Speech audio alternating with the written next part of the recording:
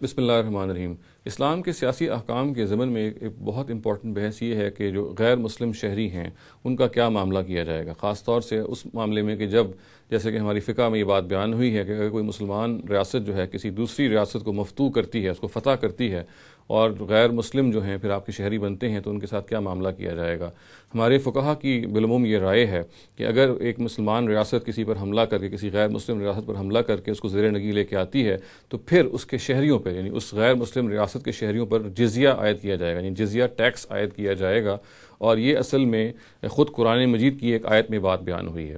تو اس سب سے پہلے تو یہ جان لینا چاہیے کہ قرآن مجید میں قانون رسالت کے نام سے ایک ایسا قانون بیان ہوا ہے کہ اگر اس کو ہم نہ سمجھیں گہرائی میں جا کے تو بہت سارے وہ احکام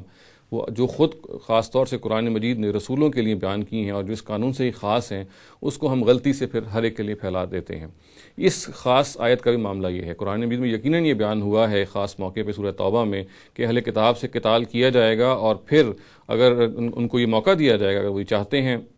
کہ اپنے مذہب پہ رہیں تو پھر یہ ضروری ہے کہ وہ مسلمانوں کے زیر نگی ہو کے رہیں گے اور جزیہ عائد ان پہ کیا جائے گا۔ اس کا مطلب یہ ہے کہ وہ سب سروینٹ رہیں گے، ایک ذلت کی کیفیت میں رہیں گے، اور یہ ٹیکس وہ ادا کریں گے۔ مگر جیسا کہ میں نے عرض کیا، یہ ایک خاص قانون سے متعلق ہے، اور وہ قانون یہ ہے کہ اللہ تعالیٰ رسولوں کے ذریعے سے اس دنیا میں جب اتمام حجت کرتے ہیں تو بالعموم جو مشرکین ہوتے ہیں، وہ لوگ کہ جو مشرک ہوتے ہیں ان کو تو وہ تباہ و برباد کر دیتے ہیں، اور وہ لوگ جو اہل کتاب ہوتے ہیں، توحید پرست ہوتے ہیں، اللہ تعالیٰ ان کو بھی ظاہر سزا ضرور دیتے ہیں کہ انہوں نے حق کو جانتے پوچھتے ہوئے اس کا انکار کیا، اتمام حجت کے بعد بھی پیغمبر کا انکار کیا، ان کو بھی سزا ملتی ہے، مگر ان کی سزا کی شکل بالعموم یہ ہوتی ہے کہ ان کو اپنے مذہب پہ باقی رہنے دیا جاتا ہے۔ البتہ ان کو یہ ہیومیلیشن ضرور دی جاتی ہے کہ وہ سب سروینٹ بن کے رہیں اور مسلمانوں کی زیر نگی بن کے رہیں، اور اس کی علامت یہ ہوتی ہے کہ وہ جزیہ ادا کریں، اور یہ خود ہمارے نبی صلی اللہ علیہ وسلم کے بارے میں یہ قانون ہے جو وضاحت سے قرآن مجید میں بیان ہوا۔ تاہم جیسے کہ میں نے عرض کیا، اس قانون کا تعلق سرتاسر رسولوں کے ساتھ ہے، اور آخری مرتبہ یہ نبی صلی اللہ علیہ وسلم کی اپنی زندگی میں روبہ عمل ہوا، اور انہی کے مخاطبین پہ، انہی کے اہل کتاب مخاطبین پہ جزیہ عائد کیا گیا،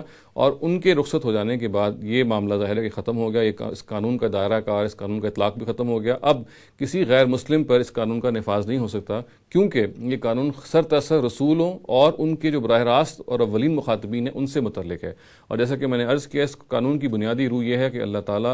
حق اور باطل کی بنیاد پہ جو فیصلہ انہوں نے آخرت میں کرنا ہے وہ دنیا میں رسولوں کی زندگی میں وہ کرتے ہیں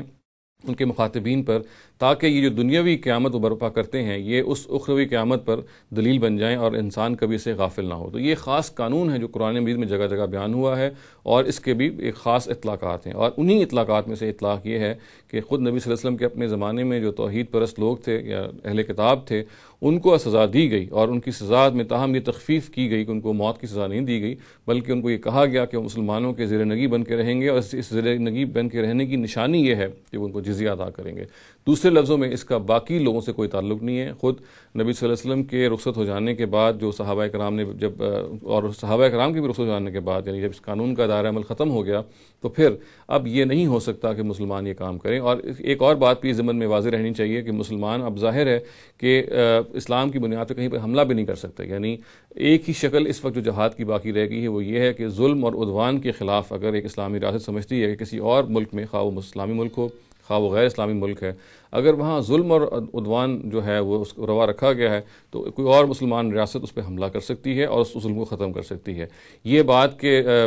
حق و باطل کی بنیاد پہ سزا دینے کے لیے لوگوں کو زبردستی اسلام قبول کروانے کے لیے حملہ کیا جائے، اس کی کوئی گنجائش موجود نہیں ہے، اور دور اول میں بھی جب اس کی گنجائش موجود تھی تو اس کی بھی اصل شکل یہ تھی کہ لوگوں کو زبردستی اسلام نہیں قبول کروایا جا رہا تھا، بلکہ ان کو حق، جس کو وہ حق کو کنونس تھے، جس حق کو وہ حق سمجھتے تھے، اس کو ڈینائی کرنے، اس کا جانتے بوجھتے ہوئے انکار کرنے کی سزا تھی جو ان کو دی جا رہی تھی۔ اقول قولی ھذا واستغفر اللہ لی ولکم ولسائر المسلمین والمسلمات۔